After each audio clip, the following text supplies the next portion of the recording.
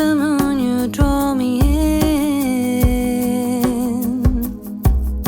Your cycles in my body is where all life begins. You pull on the tide is the wave that I ride. Your flood is in my blood. Your flood is in my blood. Could you tell me about how did you create that song? How did it come to you? It's again very feminine, and then again reminds me a bit of the call of creation. So it has some deeper tones, or like makes even my body does this, makes me go within, and it makes me feel about our cycles, our female cycles. And you wrote the lyrics. Yes, I wrote the melody and the lyrics. Oh, I don't even really feel like I wrote anything. I just reached for the coffee in the cupboard and somehow a song fell into my being. And it was July a couple of years ago on a really big super full moon, and I had my period full on, and it was all very, you know, again, raw and female. So I just quickly grabbed my phone and recorded it. And then, sent it to Rishi, and he made this super cool groove. And I was like, yes.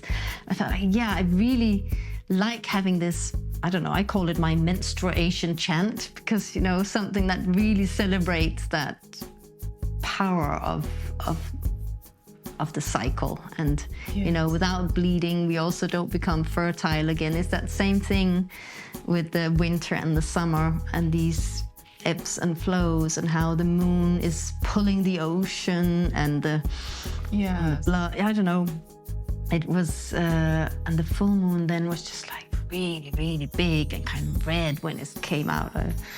I was watching the moon rise from the beach, and just, wow, it was really just like that. In one floop, it just came out.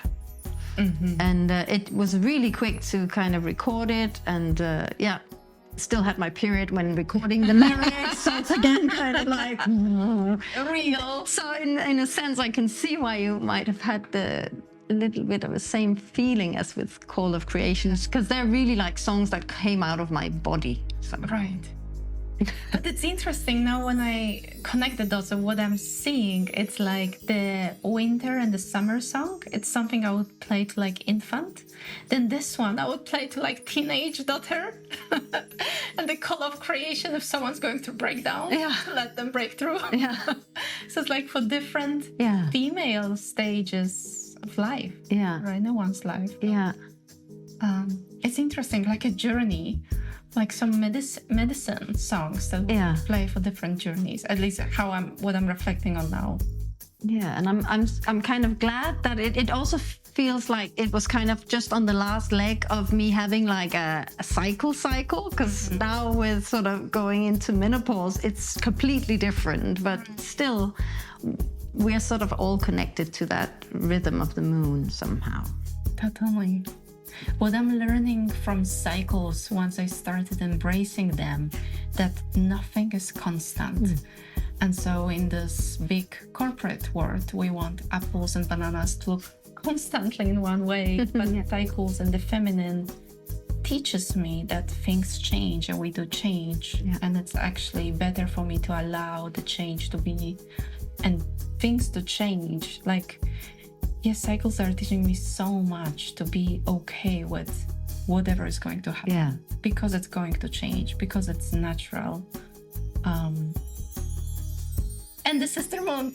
Not fighting the natural cycle of life. There's really absolutely no point. And I guess society is maybe catching on more and more lately about, okay, we can't sort of go this masculine way, just powering through. Actually, we are cyclical beings, and nature is cyclical. So we have to kind of embrace that. Otherwise, we just make ourselves sick. Totally. Yes.